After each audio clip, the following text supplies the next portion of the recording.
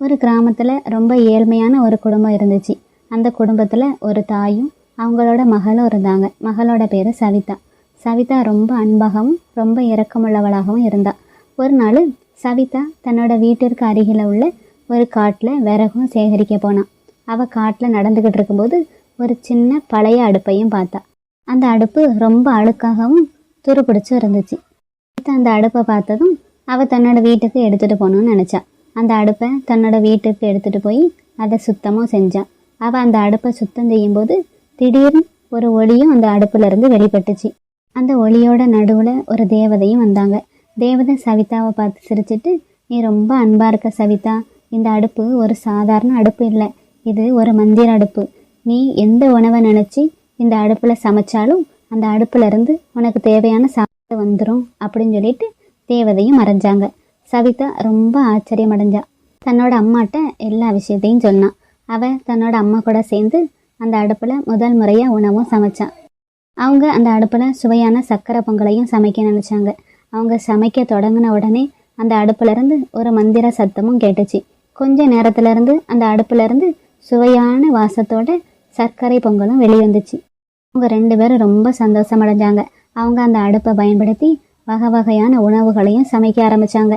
அவங்க அந்த உணவை தங்களோட பக்கத்து வீட்டுக்காரங்களுக்கும் அந்த கிராமத்தில் உள்ள மற்ற ஏழைகளுக்கும் கொடுத்தாங்க. இந்த செய்தி கிராமம் முழுசும் பரவுச்சு. கிராமத்தோட அரசனும் இந்த செய்தியை கேட்டு தன்னோட ஆட்களை சவிதாவோட வீட்டுக்கும் அனுப்புனான். அவங்க 2 பேரையும் அரண்மனைக்கும் கூட்டி வர சொன்னான். இந்த பேராசை படித்த அரசன் சவிதாட்ட இருந்தும் அவங்க அம்மாட்ட இருந்தும் அந்த அடுப்பை கைப்பற்றியும் நினச்சான்.